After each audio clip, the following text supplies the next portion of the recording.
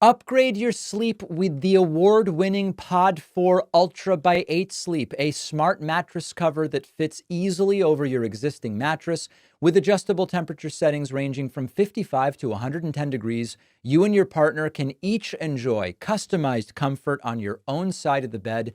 I keep mine at 60 to stay cool throughout the night. It even includes smart technology to adjust your mattress position, help reduce snoring.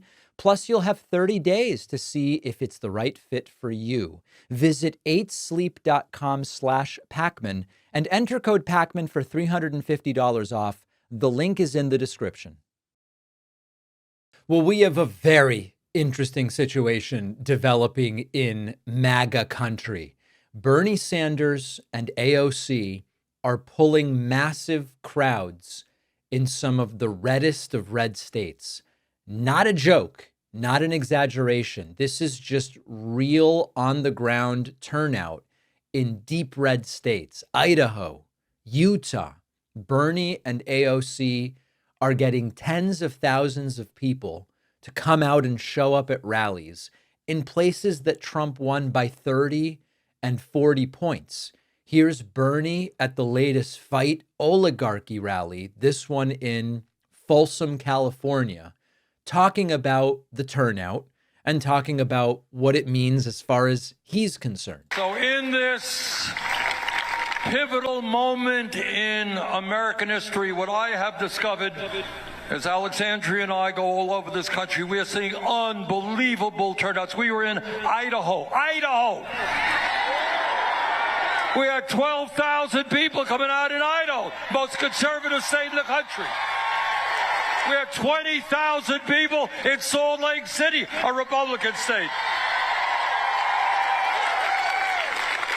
And I think what the American people, Republicans, Independents, Democrats are saying, sorry, Mr. Trump, we don't want your oligarchy. Sorry, Mr. Trump, too many men and women have fought and died to defend democracy. You're not going to take us into authoritarianism. And sorry, Mr. Musk, we're going to create an economy that works for us, not just for you. So, brothers and sisters, I recognize that the oligarchs have enormous power. They have unlimited amounts of money, and they are extraordinarily greedy. They want it all. All right, so now Bernie goes into his discussion of oligarchs, which is relevant, but just not to our story here.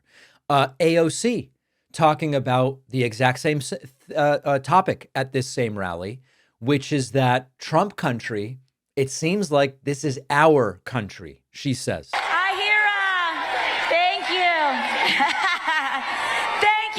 Thank you all so much.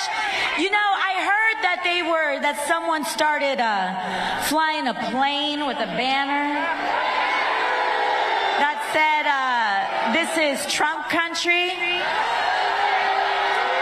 It sure don't look like it today. I don't think this is Trump country. I think this is our country. It is also not lost on me that while on the one hand, Bernie Sanders has made it clear he sees himself as too old to run for president again. I mean, when he was asked about 2028, he said something like, I'm going to be almost 90 years old, making it clear he's not running. But a lot of people are talking about, what about AOC?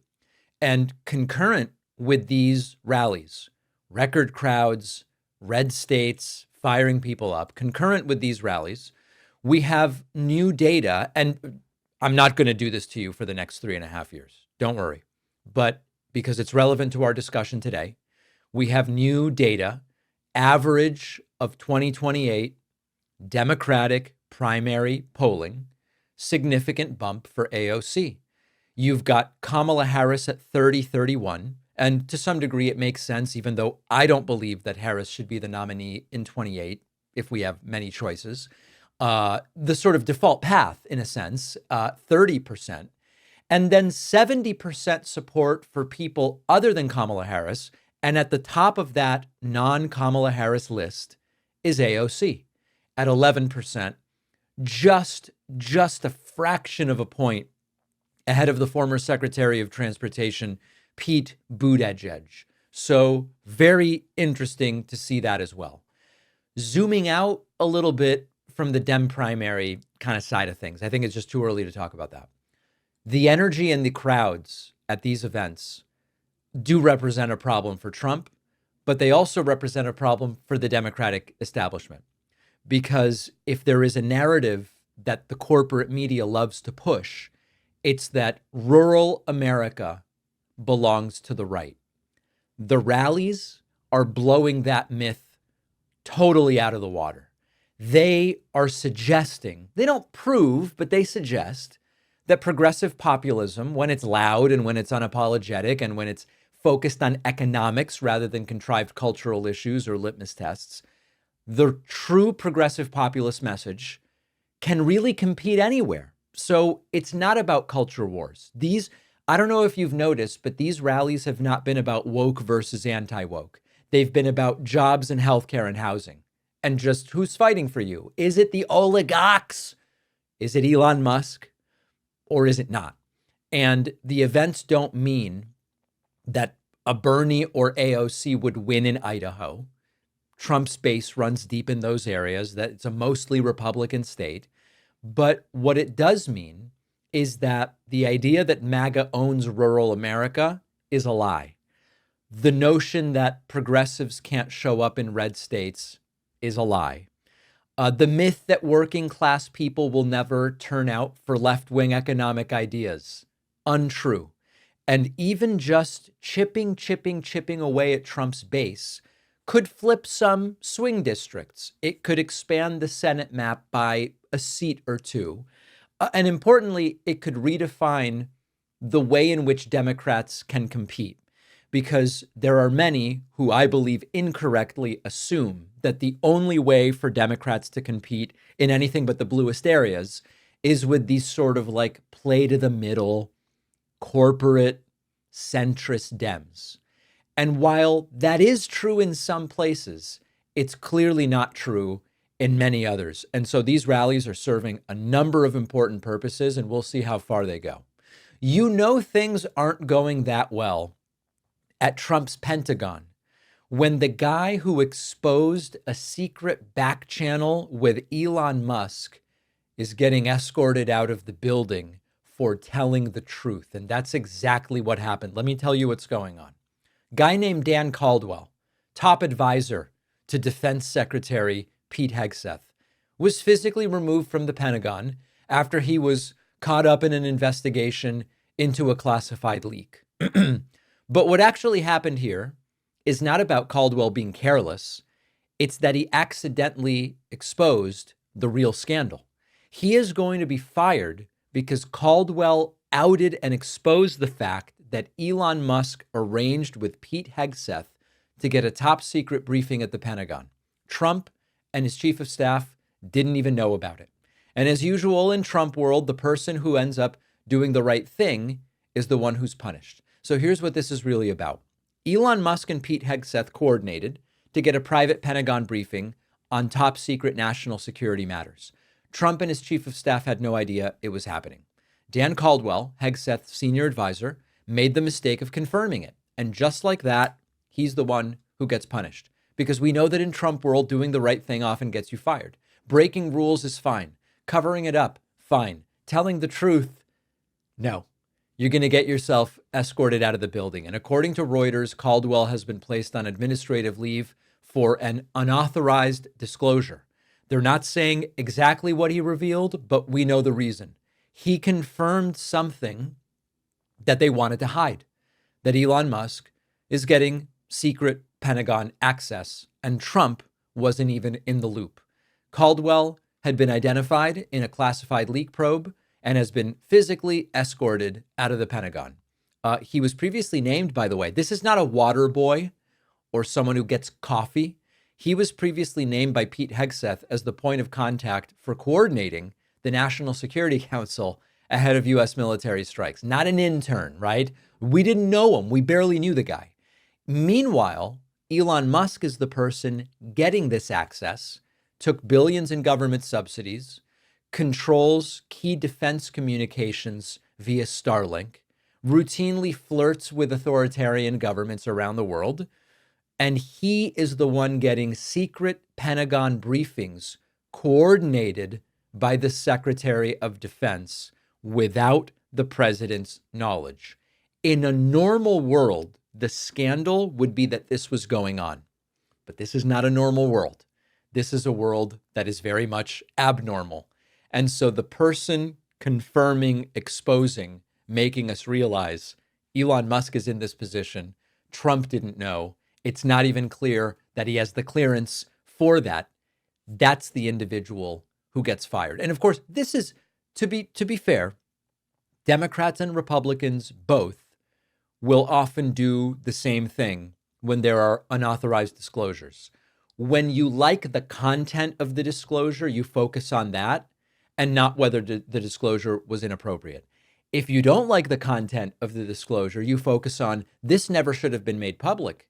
And of course, there is legitimacy to classification. The Signal chat, of course, is a big explanation. But what we learned here is something that at its core, it's the difference with Signal chat is that the content of the Signal chat potentially was a national security risk. Dan Caldwell, by confirming that Elon Musk was getting these briefings, is trying to stop a national security risk. That's the difference. But of course, he's the one who gets escorted out because they don't like the fact that this went public. And of course, it's sort of embarrassing to Trump that he didn't even have the idea that this was going on. Another day, another crisis, except it's not a crisis in the Trump administration. It's just Wednesday. Experience better sleep with the Pod 4 Ultra by 8 Sleep, one of today's sponsors. The Pod 4 Ultra is a smart mattress cover that fits easily over your existing mattress to regulate temperature throughout the night. You can choose a setting anywhere from 55 to 110 degrees. I like 60. I don't like getting hot when I sleep, and it makes a huge difference. If you share your bed, each side can be independently controlled. You have one temperature, your partner has another. The pod will also monitor your sleep and check out the patterns of sleep to automatically adjust the temperature to optimize rest. Snoring is no problem. The pod can gently elevate your head to reduce snoring when detected, leading to a better night's sleep for you and your partner. You can try the Pod 4 Ultra 30 nights with no risk. If it's not a good fit, send it back. My guess is you'll try it and want to keep it.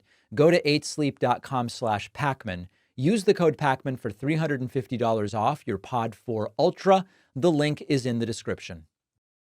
The David Pacman Show continues to be a primarily audience-supported program. Get the full David Pacman Show experience, including the daily show with no commercials, the bonus show, access to the members-only soundboard on our website, and so many other things. By signing up at joinpacman.com, I am flattered by the fact that 384 new members have signed up this month alone. You could be number 385. Check it out at joinpacman.com.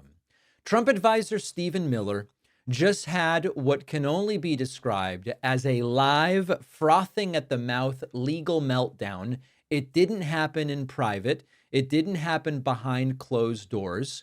It didn't happen anywhere other than on national TV. Stephen Miller is regularly flying off the handle now, ranting and raving and rambling about due process and illegal invaders and threatening to deport people to war zones like it's some kind of twisted game show at this point in time. Here is Miller using, of course, dehumanizing language. You can always count on him to do that. Illegal invaders. And as always, misstating what it is that has been taking place with these deportations and lack of due process and all of it. Take a listen to this, sort of centered around an individual that some call a Maryland father and others call a gang banger. President Bukele's constituent. He is President Bukele's citizen. He is President Bukele's resident. He is not a Maryland man. He is not a Maryland anything. He is an illegal alien from El Salvador with a deportation order from the United States. He is not legally even allowed to be in our country. President illegal invaders, right?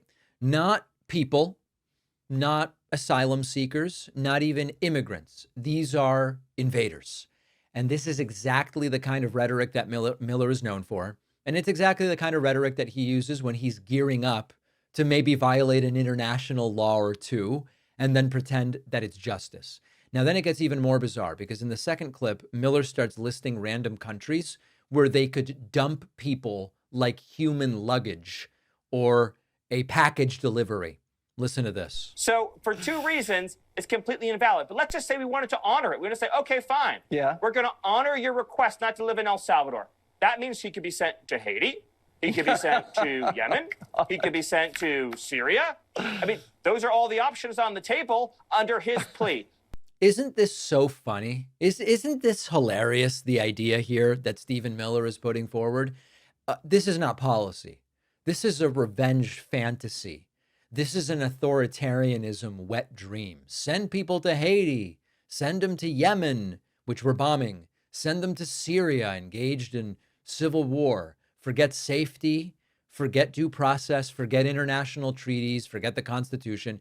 He wants to sort of like spin a globe and pick a place to drop people into chaos to score political points. And of course, the lack of empathy is the exact point here, because this is the architect of Donald Trump's immigration policy, the guy behind the family separations of the first season of the Trump presidency, the Muslim bans, and then now the brains, or lack thereof, behind Donald Trump's deportation plan. And he is very active in laying the groundwork to break the system from within. Ignore asylum laws, pretend that, this is not a detail. I know that, oh, David, you're getting into semantics. It's not semantics.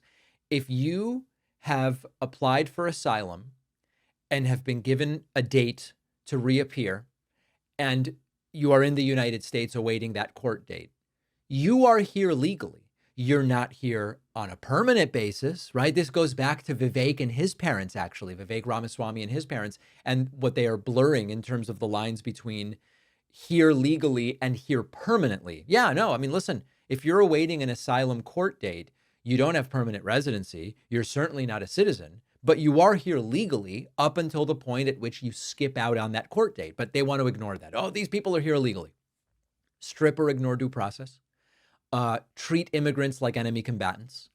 And you look at the idea of who authoritarian regimes declare to be enemies. One of the ways they start is redefining who counts as a person. And then they turn policy into punishment. Miller's deranged, very much so, but he is exactly the sort of faux strength and fake alpha that Donald Trump absolutely loves. Speaking of Donald Trump, he sat down with Fox Noticias, that's Spanish for news, for a sort of hybrid, multilingual, not particularly cunning lingual, I should say, but certainly multilingual interview, wherein it was supposed to be an easy one, a softball interview, and it went terribly wrong, as these tend to do for Donald Trump. Here is Trump waxing poetic about the good old days of tariffs in the late 1800s. There is a chance that the money from tariffs could be so great that it would replace, in the old days, about 1870 to 1913, the tariffs were the only form of money. And that's when our nation was relatively the richest. We were the richest. Now, let me translate. When Trump, you might be saying, what does he mean that tariffs were the only form of money? That doesn't make sense. I thought money was money. And of course, you're right. What Trump means is the government did not have income tax revenue. It had tariff revenue. And that's true for a period of time. Of course, at that point, America made its own stuff rather than 50 years of choosing cheap foreign stuff over domestically produced stuff. We did not have a federal government that provided really almost anything in the way of social welfare programs as we do now. We didn't have an interstate highway system to maintain it. Everything was different at that point. But Trump loves to insist that we were as prosperous as ever. By the way, we used leeches as medical treatment at the time. So I don't know why we're talking about going back to 1870. But we didn't have an income tax. That's absolutely the case. Also, women couldn't vote and slavery had just ended. But that's what Trump wants to go back to. All right. Really funny moment. The interviewer tries to teach Trump how to say, "Make America Great Again" in Spanish. And it goes about as poorly as you would expect. Mr. President, I'd like to teach you how to say, "Let's make America great again" in Spanish. So, vamos a hacer América Grande otra vez. America Grande otra vez. America Grande otra vez. I actually have it already. I have it here because this one's going to be useful. America Grande otra vez. Otra vez. Otra vez. Disaster interview. And that was only one of the humiliating moments. The deportations came up. And what better opportunity to talk about deportations than with the Spanish-speaking interviewer? Donald Trump says that he's going to make it easier on farmers and hotels who depend on migrant labor. And he talks about doing their crops. Does this guy understand anything? One of the things I am doing, though, is I'm also making it easier on the farmers and the hotels and everything, because you have a lot of farmers that they're not going to be able to, do their crops and pick up the corn and do all of the things that they do so incredibly well. So we're making it so that if a farmer can give recommendations to people, we're going to be very soothing in terms of perhaps letting that farmer have, they're sort of responsible. Yes. And we're going to have the farmer take responsibility. But, ultimately, at some point, we want the people to go out, come back as legal. We're going to send, as you probably know, we're doing a self-deportation. Yes. And we're going to make it comfortable for people. And we're going to work with those people to come back into our country legally. Yeah. One of the things that becomes clear when you listen to Trump talk is he has no idea what most workers actually do. We need people to be able to do their crops. We were told that there was nothing better than having a businessman president because he knows business. Turns out his businesses are not so good. And also, he doesn't really seem to understand much about what workers actually do. This is supposed to make Trump relatable, and it very much doesn't. Now, meanwhile, Trump did say, we need immigrants. Some are saying that's the win. It's surprising that he even said that. All right. And then finally, Trump saying the opposite of what is true about the recent Supreme Court decision regarding those illegal deportations. Todavía hay preguntas sobre el ilegal que vivió en Maryland. ¿Sí o no será retornado a los Estados Unidos? The question was asked was, there are still questions about the illegal. This is her word, not mine. There are questions about the illegal who lived in Maryland. Will he be returned or not? That's what Trump was asked. As you know, the Supreme Court, after we get out all of the fake news from CNN and all these other people, we won that case 9-0. Mm-hmm. And basically, that's really a decision that will be made by the government of El Salvador, because that's where, I assume that's the one you're talking about. Yes, he's from El Salvador. Staying there, and he's from El Salvador. So that's a decision up to El Salvador. But it's interesting because we won that decision 9-0 in the Supreme Court. And if you listen to the news, you wouldn't know that. Right. You would really have no idea. Fair enough. And of course, that is very much not true. The Supreme Court says that the Trump administration must facilitate and arguably effectuate the return of that individual. But Trump is insisting, no, they found in my favor. Very much not true. This is an easy interview. This is an interview with not a single challenging question. And Donald Trump still manages to tell multiple lies and appear completely and totally confused. Speaking of confusion, Trump exploded this morning in a massive triggered rant, as usual, never taking personal responsibility for anything and attacking everybody that he can think of. This is not normal behavior. And this is, as we continue to cover, This is concerning even to many Republicans who see this crap and ask themselves, what is this guy doing? Let me see if I can get this framed correctly for us. Trump posting, wow, fake news MSNBC has really bad ratings. In fact, not much better than the broken broadcasting disaster known as CNN. Comcast, which also has the ailing network known as NBC, is trying to stay away from lawsuits by disassociating NBC from MSNBC, but it won't work. Comcast, the owner of both, and its chairman, Brian Roberts, are a disgrace to the integrity of broadcasting. Okay, so first instinct is attack media outlets I see as adversarial. Trump continuing. The United States is taking in record numbers in tariffs, with the cost of almost all products going down, including gasoline, groceries, and just about everything else. Likewise, low inflation is down. Promises made, promises kept. Now, unfortunately for Donald Trump, one of the problems is that all of these claims are pretty shaky. I mean, even his claim about gas prices going down, it's pretty up and down. And in fact, if you look at where gas prices were, just a month ago, they are up about 5, 6, 7% from there.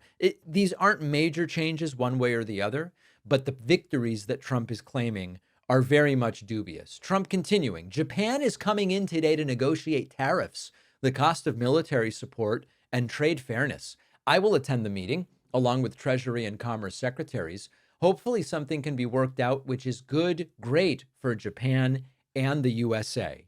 And then Trump continuing to attack. Everyone knows that Harvard has lost its way. They hired from New York and Chicago and ridiculously high fees. He's talking about Bill de Blasio and Lori Lightfoot, two of the worst and most incompetent mayors in the history of our country, to teach municipal management and government. These two radical left fools left behind two cities that will take years to recover from their incompetence and evil. Harvard has been hiring almost all woke and radical left idiots and bird brains who are only capable of teaching failure to students and their so-called future leaders. Okay, the point here is attack on Harvard because he doesn't like how they are running the show there, and therefore he is going after them and their hires, even though supposedly Trump wants the federal government not involved anywhere that is not completely and totally necessary. But he needs to get involved in what Harvard is doing. Then attacking Joe Biden. Sleepy Joe Biden, the worst president in the history of the United States, has allowed millions and millions of criminals, many of them murderers and drug dealers and people released from prisons and mental institutions from all around the world, to enter our country through its very dangerous, by the way, IT apostrophe S. It's very dangerous and ill-conceived open border. Sorry, but it's my job to get these killers and thugs out of here. That's what I got elected to do. MAGA. And then sort of the cherry on top. Elise Stefanik is great. This is not a normal way to communicate. And often Trump is praised for the authentic and direct way in which he communicates. This is not it. This is not an example of that. This is an example of someone who doesn't know what's going on, is unable to sensibly take critiques and deal with them substantively, where it is all character assassination. MSNBC's terrible. Comcast is terrible. The CEO's a disaster. Joe Biden is terrible. Harvard is terrible. Bill de Blasio's terrible. Lori Lightfoot is terrible. This is a complete and total farce. And at a certain point, we would hope that the American people are going to demand something different. I don't know that they will. That's the terrifying part. Don't forget that the best way to support the David Pakman Show is by becoming a member, which gives you access to the daily bonus show, the regular show with no commercials. You also get access to our entire archive of every episode dating back a really long time, and plenty of other awesome membership perks. Go to joinpakman.com, joinpakman.com. It's great to welcome back to the program attorney Mark Bankston, partner at Farrar and Ball, maybe best known to our audience for his takedown of conspiracy theorist Alex Jones, and we will come back to that. Mark, I want to talk a little bit about Mauricio Garcia. Sure. Mauricio Garcia, Texas man, filed a libel lawsuit after being falsely identified as a neo-Nazi mass shooter by several media outlets and some far-right personalities. This was primarily a mistaken identity situation. Tell us kind of how it all came to be. Sure. What some of y'all may remember that a couple summers ago in Allen, Texas, there was a neo-Nazi mass shooting at an outlet mall where many people, including children, were killed. In the immediate aftermath of that, the shooter was identified by name, Mauricio Garcia, and some people online tried to figure out who this person was, and they found the wrong person, a resident of Dallas named Mauricio Garcia, and started spreading his picture all over the world as though he was a neo-Nazi mass murderer. And as a result, all of his friends and family had thought he was a mass murderer. His mom was getting calls from people saying, "I'm so sorry your son is a neo-Nazi." And you're right, it was a case of mistaken identity, but it was a little more complicated than that because the Mauricio Garcia they found was someone they thought that they could use to deny the narrative that it was a neo-Nazi mass shooter. Because anybody can take one look at my client and they know that he is not the kind of Hispanic who would be a mass shooter. He is very much a Dallas area lowrider Chicano who has no Anglo self-identity whatsoever. And so they wanted to use this to deny the media story that there was a neo-Nazi mass shooter.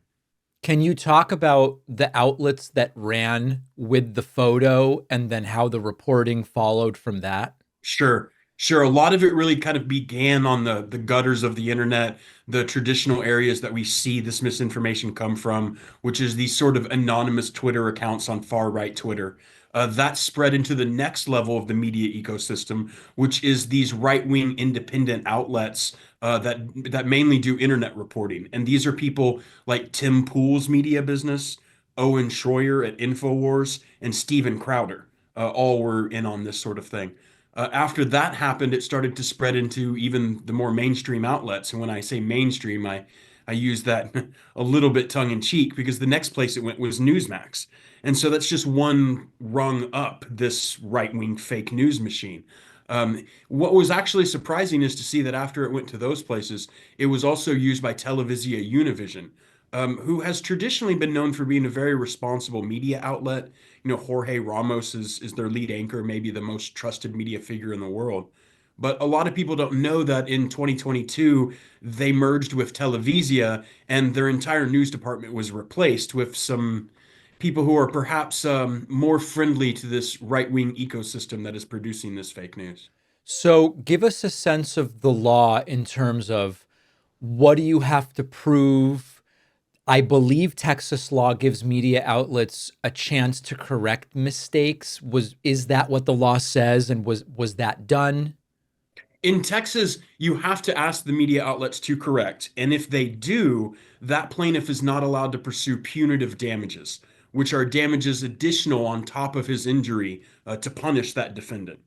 And so in this particular case, it was interesting because Newsmax's report got so much negative press that they corrected very quickly. They were under intense public pressure to do so. Now, there were other media outlets, for instance, Crowder, Schroyer, Tim Pool, who were served requests for corrections, and they did not correct. So you sort of have a mixed bag, is that you have Newsmax is the only one who has ever publicly acknowledged the mistake that they made. And the rest of these defendants basically just ignored my client and found themselves in the lawsuit. Have any of the other defendants put forward an explanation or excuse? I don't want to use loaded language. I mean, a defense, an explanation, an excuse, whatever you would want to call it. None that the trial court found acceptable. All of the defendants moved to dismiss the case, citing their various defenses. And at that point in Texas, we have what's called anti-SLAPP, which means the plaintiff pretty much has to prove every element of their case right off the bat. And the court determines if there's clear and specific evidence for the plaintiff's claims or if there are any valid defenses. In this case, there were no valid defenses found by the trial court. And so all of the defendants who sought to get out of the case were unable to do so. Mostly their defenses revolve around the idea that, mistakes got made. What can you do? And that's just not a valid defense for defamation. If you don't act as a reasonably ordinary, prudent publisher, then you can be held liable for defamation. They try to make other arguments too, to try to mitigate the amount of harm that they think they did. They typically point fingers at each other. But here you really do have that classic situation that we're seeing over and over, where a group, an ecosystem of far right-wing accounts and media outlets collectively get a story out into the public consciousness. You mentioned that in the immediate aftermath, people close to your client said, I guess this guy's a neo-Nazi, right? And of course, at some point, I assume relatively quickly, that misapprehension was corrected. But can you talk about what are the damages that were maybe more sustained here to your client? Well, what you have to understand, of course, is that while certainly him and his family had received some calls from, people he had gone to high school with, former coworkers, things like that, those misapprehensions were able to be quickly corrected. But you have to consider all of the people in his life who did not call, who may never call the family again, thinking that he's a neo-Nazi mass murderer. So you have this one set, which is all the people who knew him in his life, who may have encountered these broadcasts. But then you have a second set of, think about the emotional impact it has on you when you know that millions of people across the country are looking at you as a monster, as a neo-Nazi child murderer. For somebody like my client Mauricio, who's not really exposed to a lot of attention in his life, that can really mess up your mind. That is a really hard thing to deal with. So not only do you have the reputational damage that's occurred to him through people he know or people he may encounter in the future, right? But it's also the emotional damage that happened to him of feeling powerless to stop this. And during this entire time, really, his life did get turned upside down. He was not well equipped to deal with this at all.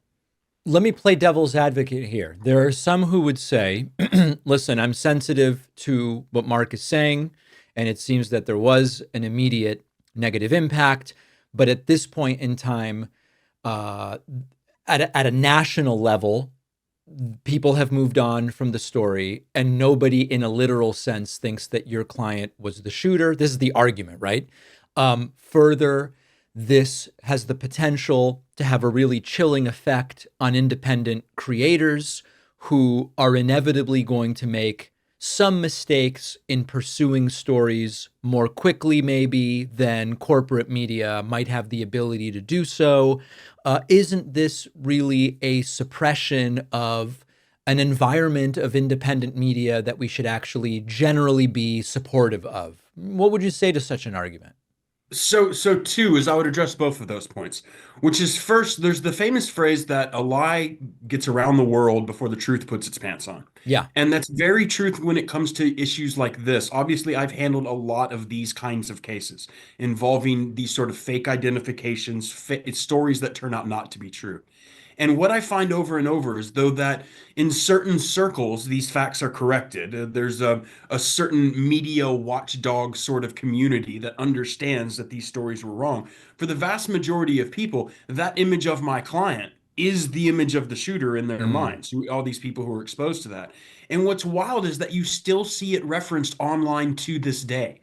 For a lot of us, we think, oh, these stories go away. But when you look at all of these strange little conspiracy theories or these strange little misidentifications, they stay persistent, and you still see it on Twitter to this day. You see references to my client.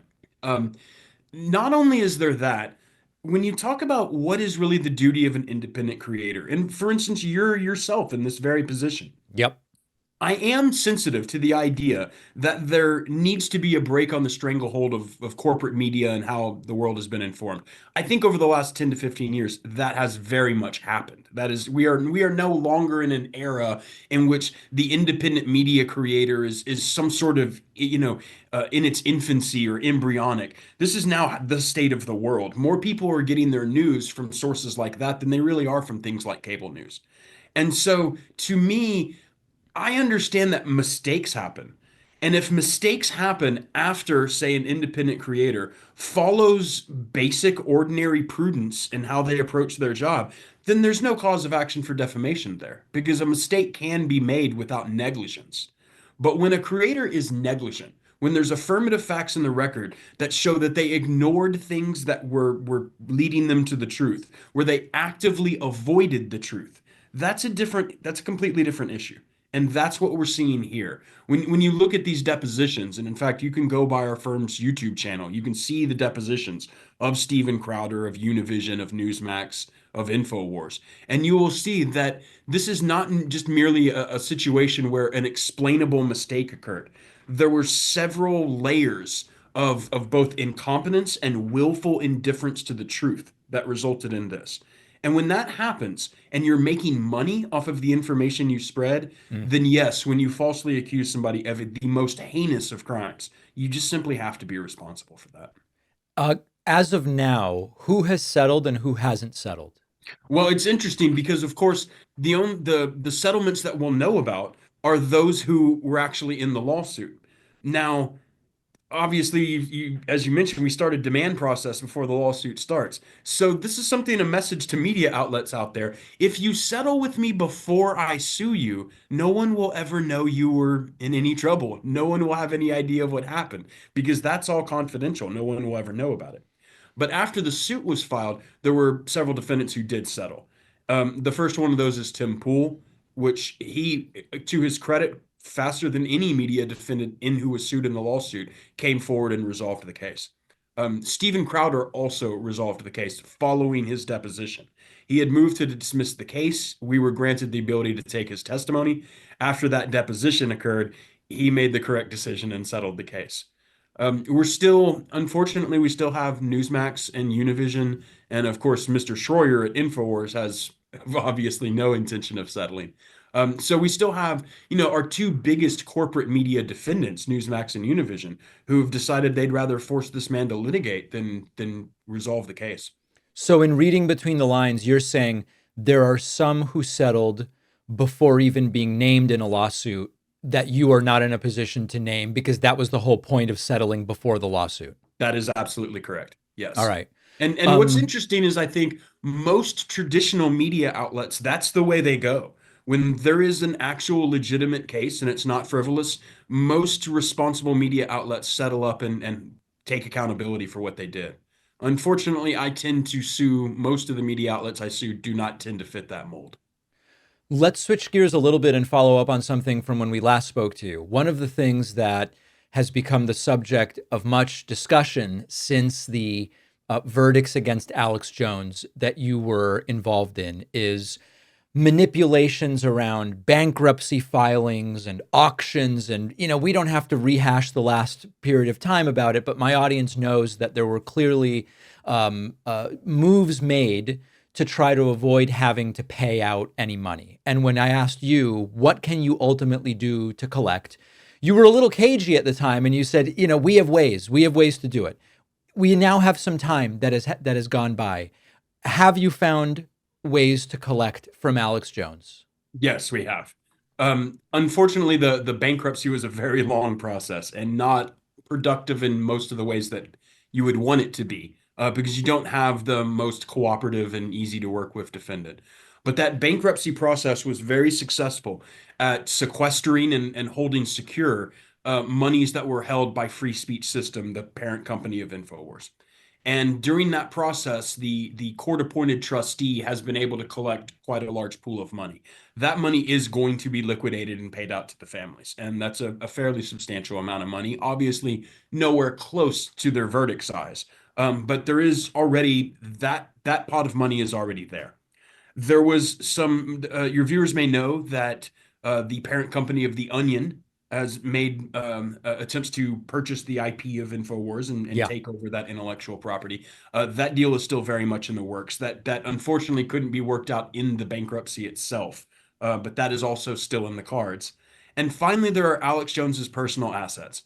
And one of the big fights that we had in bankruptcy that we were successful is Alex Jones was found that he could not discharge those debts through bankruptcy. So now we're in a position where we need to physically collect on Alex Jones outside of the bankruptcy system.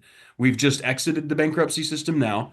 The Connecticut plaintiffs who filed suit after us, as well as my Texas clients, have all now joined together in a joint collections against Jones. And that's going to be playing out over the next 6 months or so. You may have seen that the Connecticut case, in fact, was recently affirmed by the Connecticut Court of Appeals, and so that judgment is final. And what you're going to be seeing now is the disbursement of the company's money, as well as coming after Jones for whatever we can squeeze out of him personally. It isn't the result that everybody probably wanted when they saw the verdicts, right? But we always took this case with sort of a question mark of whether you'd be able to collect against Jones at all. It's oftentimes very difficult when you have a single individual, just a rich guy, to try to come after his money under lawsuits because they have so many protections and exemptions from being collected. Now, in as he this case, continues not to the way. create content and That's true. presumably generate revenue, does his ongoing revenue become part of your collection process, or is there sort of a date at which, okay, what he does from this point forward is beyond the reach, or how does that work? No, everything that he's making for free speech systems right now, that's all fair game. That's all going into the accounts of the business. Now, the moment when it happens, and it will happen at some point, when Jones, free speech system shutters its doors and he tries something new, now we're actually going after Jones's personal income. That can get a little more complicated. But the things that free speech is doing right now, yes, it's that money's there for the plaintiffs. And so at some point he will make that transition. That's going to happen. We understand that it's not a practical thing to say Alex Jones is never going to be part of public life anymore. Already he's been significantly defanged. His reach is infinitesimal is what it was. And he's been broken psychologically. He's not an interesting person to watch anymore. He doesn't have the same cultural influence or anything anymore because he's broken and uninteresting now. But he is still making a marginal amount of money, and that of course is going into the pot as well. But there will come a day in which Jones will probably be trying to make a lot less money and make it in much more secretive ways. And so some of the challenge for us over the coming period is to obviously go find some of that money. But as a result, ultimately what you can say over the past couple of years now since the verdict is that every attempt that Jones has made to ultimately slide out from this verdict and have no responsibility, those have all failed. And so he's run out of runway. That's just all there is to it now. And so these next 6 months should be a pretty downhill slope into getting this case resolved. We've been speaking with attorney Mark Bankston, involved in a number of cases really relevant to the independent media space. Mark, always great to talk to you. Thanks so much. Thank you so much, man. It's been really great being here. If you value what we do at The David Pakman Show, remember to support us on Patreon. Go to patreon.com/David Pakman Show, where you can get access to behind-the-scenes videos, the Daily Bonus Show, the commercial-free Daily Show. You can support the show for as little as $2 a month. Check it out at patreon.com/David Pakman Show. Donald Trump's White House press secretary is Caroline Leavitt. We saw something happen yesterday you don't often see, which is that her brain fell out on live television. Now, of course, this didn't happen in a literal sense, but certainly in a metaphorical sense. In a truly Kafkaesque moment, Caroline Leavitt accused the deported Abrego Garcia of being an MS-13 gang member, still without citing any evidence whatsoever, and then attempted to smear him by citing a murder committed by a different undocumented immigrant.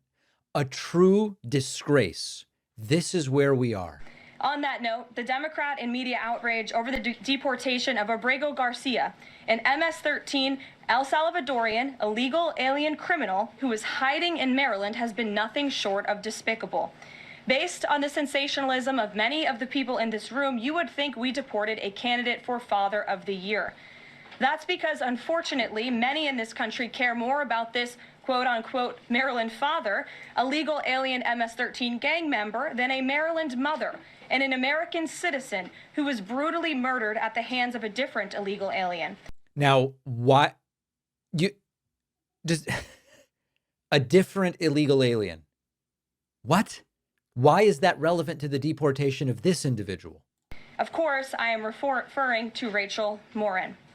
And if you didn't see yesterday, a Maryland jury found illegal alien Victor Antonio Martinez Hernandez guilty of murdering Rachel Morin in August of 2023. Now, importantly, that has nothing to do with Abrego Garcia, nor has any proof of gang membership been presented. In fact, a judge ordered that he not be deported, partially because he might be subjected to gang reprisals if deported. Now, I want to also remind you, those facts are less relevant than the question of did he get due process? Because as I've said before, father of the year or father of the week or terrible father, none of that is relevant to denying people due process. And Abrego Garcia was not given due process. Peter Ducey asks, would it be legal to deport citizens to Central American prisons? Why is this relevant? Because Donald Trump has said, I want to look at deporting American citizens to El Salvador, something which we have already researched and seems to be plainly unconstitutional and against the law. Here was the answer from Caroline Leavitt. Deporting American citizens to Central American prisons. Is it legal, or do you need to change the law to do it? Well, it's another question that the president has raised. It's a legal question that the president is looking into. And he talked about this yesterday when with his meeting with President Bukele in the Oval Office. He would only consider this, if legal, for Americans who are the most violent, egregious, repeat offenders of crime who nobody in this room wants living in their communities. Deporting. Yes, Donald Trump's famously adept legal mind is looking into it very, very strongly. And then Caroline Leavitt confirms that Donald Trump's belief is he can abuse the power of the presidency. Take a listen. The president has long said that it would be an abuse of power for a president to direct prosecutors to investigate him. Last week, President Trump explicitly directed the Justice Department to scrutinize Chris Krebs to see if it can find any evidence of criminal wrongdoing. How is that not an abuse of power to direct the Justice Department to look into an individual, a named individual?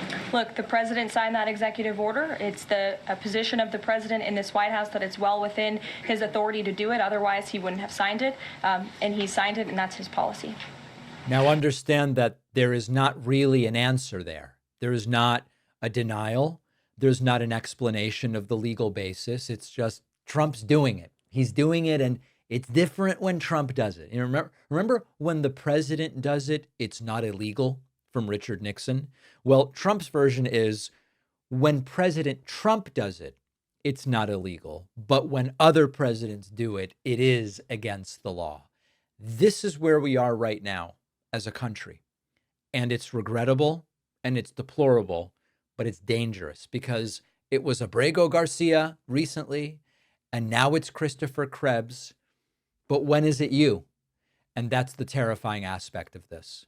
Marjorie Taylor Greene held, I guess, what you would call a town hall, and it went horribly, horribly wrong. One man was tased, and another individual screamed that Marjorie Taylor Greene is a butch body bigot. At least 3 people were removed from the event. Here's a guy who was tased.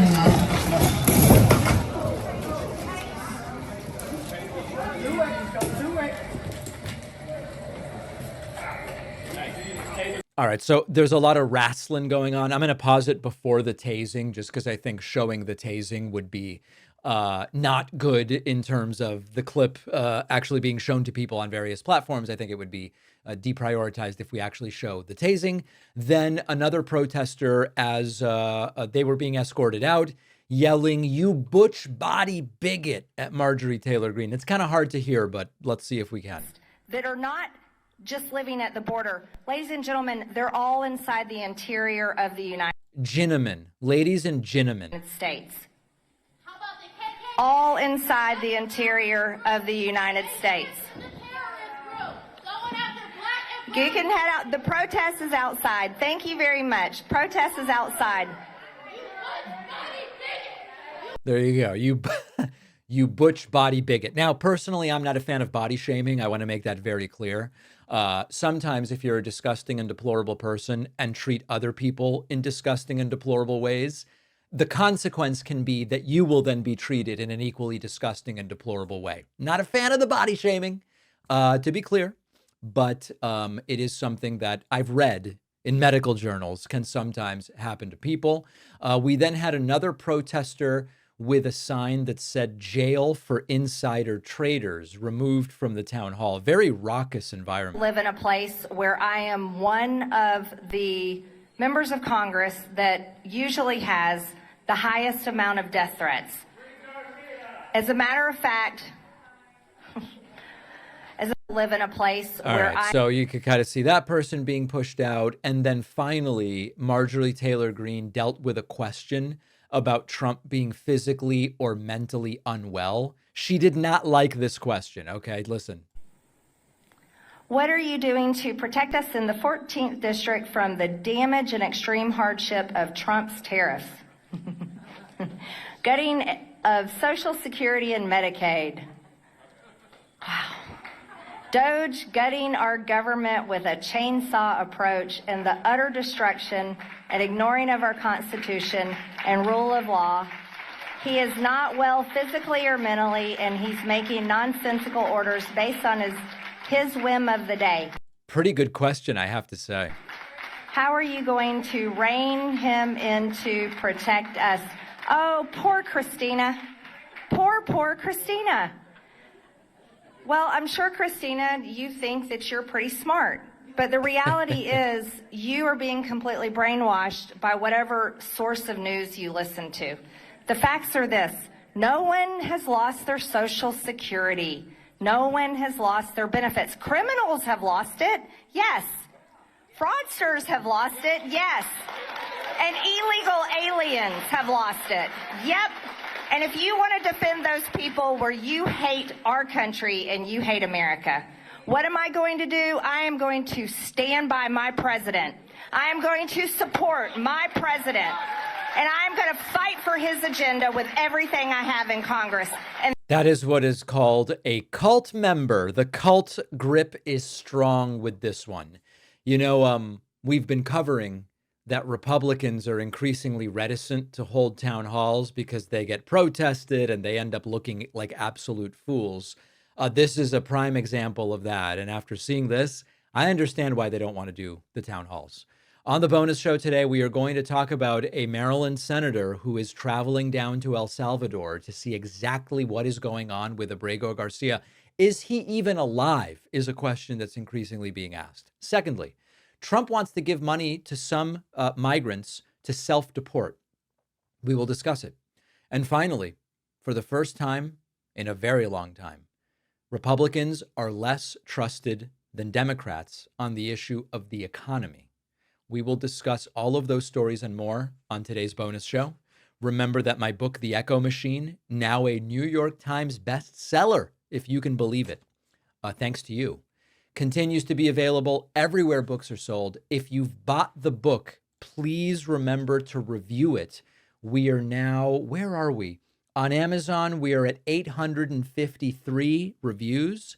We would love to get to 1,000, and I will say more about, I did more interviews, by the way, related to the book. You can find them all at davidpakman.com/press. So I'll see you on the bonus show. I will see you back here tomorrow. What a day. Thanks a lot for watching today's show. I just want to take a second to tell you about today's sponsors. Upgrade your sleep with the award-winning Pod 4 Ultra by 8 Sleep, a smart mattress cover that fits easily over your existing mattress with adjustable temperature settings ranging from 55 to 110 degrees. You and your partner can each enjoy customized comfort on your own side of the bed. I keep mine at 60 to stay cool throughout the night. It even includes smart technology to adjust your mattress position, help reduce snoring. Plus, you'll have 30 days to see if it's the right fit for you. Visit 8sleep.com/Pacman and enter code Pacman for $350 off. The link is in the description.